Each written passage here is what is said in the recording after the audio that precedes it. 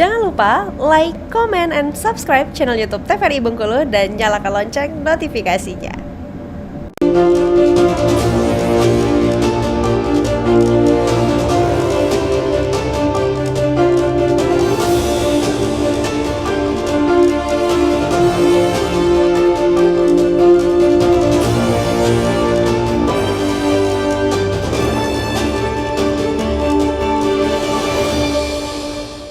Ya, terima kasih Anda kembali menyaksikan Berendo TVRI Bengkulu dan kita memasuki segmen terakhir. Kita masih bersama dengan narasumber kita itu Dang Rofik.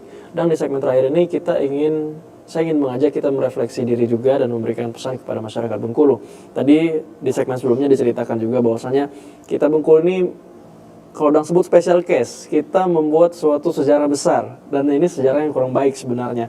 Gubernur-gubernur kita, 4 gubernur hat-trick beruntun mengalami kasus hukum yang sama, korupsi, dan dampaknya tentu tidak main-main ke masyarakat Bengkulu.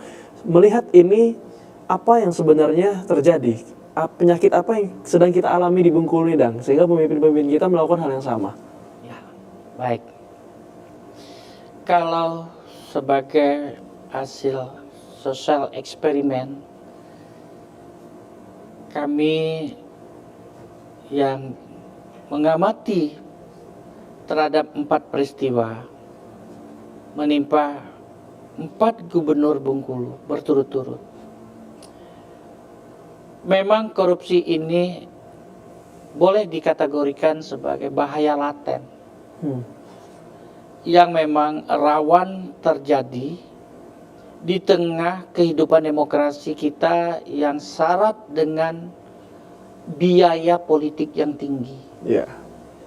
Nah, sumber-sumber pundi-pundi keuangan calon kepala daerah atau petahana ini cenderung membuat double standar. Di satu sisi memang melekat kewajiban sebagaimana lafaz sumpah jabatan kepala-kepala daerah untuk menjalankan undang-undang dengan sebenar-benarnya, dengan seluruh-seluruhnya, untuk mensejahterakan masyarakat. Tetapi mau tidak mau, suka tidak suka, harus diakui mereka ini adalah juga kepala daerah yang berjabatan politis. Nah, ketika kedua sisi ini didekatkan, satu, penyelenggaraan pemerintahan harus good governance, tadi taat azas legalitas, transparansi, akuntabel, dan memiliki trust, kepercayaan masyarakat yang sempurna. Di lain pihak mereka secara pragmatis harus berhadapan juga dengan perilaku semacam sosial kultural yang sedang alami sakit. Makna yang saya maksudkan di sini transaksional. Ini yang sulit dihindari.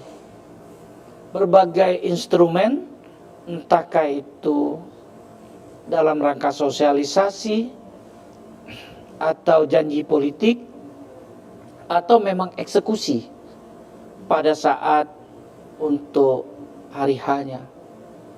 Nah, lagi-lagi kita sudah diberikan pelajaran yang sangat berharga dan mungkin kalau boleh kita katakan ini kejadian yang terakhir untuk Provinsi Bengkulu. Kenapa juga ini berdampak tingkat kepercayaan baik publik maupun pemerintah pusat. Bahkan di antara kalangan kolega pernah berkata, wah Pak Rofik, Bengkulu itu penduduknya hanya 2 juta sedikit, APBD-nya kecil, pembangunannya masih banyak yang perlu ditingkatkan. Tapi kenapa korupsinya dengan berbagai tindakan, baik itu kepada penegak hukum, sudah pernah di OTT di Bengkulu, pengusaha, ASN, tapi kok tidak henti-henti.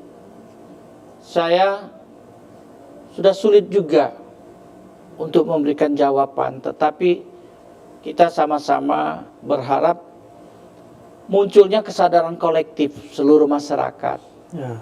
bahwa termasuk adindaku, Mokram sendiri, selamatkan bangsa dan negara ini, terutama masa depan generasi muda, dari bahaya yang sangat ekstrim, korupsi ini. Nah, kalau kita melihat proses pilkada yang dilakukan secara langsung kepada ASN utamanya, itu hanya melahirkan suatu keadaan balas dendam politik dan balas budi. Nah, disinilah peluang-peluang terjadinya tindak pidana korupsi, kolusi nepotisme itu berkembang tidak hentinya semakin hari dengan berbagai modus, dan sudah kita kupas tuntas di awal segmen 1, 2, 3 tadi, bahwa pelibatan ini sudah sampai ke tingkat kepala sekolah yang notabene-nya dunia pendidikan yang harusnya clear and clean dari suatu praktek-praktek yang berkaitan tindak pidana korupsi. Ternyata hari ini sudah sampai ke tingkatan dunia pendidikan. Na'udzubillah summa na'udzubillah min zalik. Jadi sebagai sebuah daerah yang memang harus kita majukan dari berbagai aspek pembangunan dalam rangka kesejahteraan masyarakat, korupsi ini harus menjadi PR bersama. Hentikan dan hindari dari peristiwa-peristiwa yang sama. Itu kalau menurut pengamatan dan sosial eksperimen yang kami lakukan dari 2000 awal hingga 2025 ini. Dan perlu Adinda ketahui, di Indonesia ini telah terjadi peristiwa diberhentikan dengan tidak hormat. Periode 2019 yang lalu, 2.357 orang mantan ASN yang merupakan mantan napi tipikor yang dihukum 2 tahun berakhir dengan pemberhentian tidak hormat. Ya. Jadi betapa ironi, dan Bengkulu bagian dari 2.357 orang itu, teman-teman saya harus berakhir dengan tragis gitu. Ya, tentu ini juga merupakan sebuah fenomena yang kita jadikan pelajaran juga ya, Dang. Memang kejadian ini adalah sebuah kejadian yang besar, kita ambil pelajarannya. Nah, ini kita sudah memasuki segmen terakhir, jadi kesimpulan yang bisa kita dapatkan adalah memang komitmen untuk memberantas korupsi adalah dari kesadaran kolektif ya, Dang. Dari masyarakat kita harus sadar terkait hal-hal seperti apa yang harus kita tolak, hal-hal seperti apa harus kita batasi, karena memang juga selain dari atas, dari bawah juga harus bekerja sama. Dari pemerintah juga tentu harus memiliki political will, harus mempunyai keinginan untuk menciptakan good government tadi ya. Dan tentunya kita sama-sama mengawal proses demokrasi, kita sama-sama mengawal kasus yang sedang berlangsung saat ini, dan semoga kita bisa sampai di tahap final dan juga kita di Bengkulu ini bisa semakin transparan dan lebih baik ya, dan proses politik, dinamika politiknya yang ada. Tentu di akhir ini kami mengucapkan terima kasih kembali kepada Dang Rofik Sumantri. Terima kasih, Dang. Sama-sama. Sudah meluangkan waktunya untuk hadir dan bercengkrama dengan pemirsa TVRI di rumah. Akhir kata, saya Mikrom Amade Utama mewakili kerabat kerja yang bertugas pamit undur diri. Terima kasih. Wassalamualaikum warahmatullahi wabarakatuh dan sampai jumpa.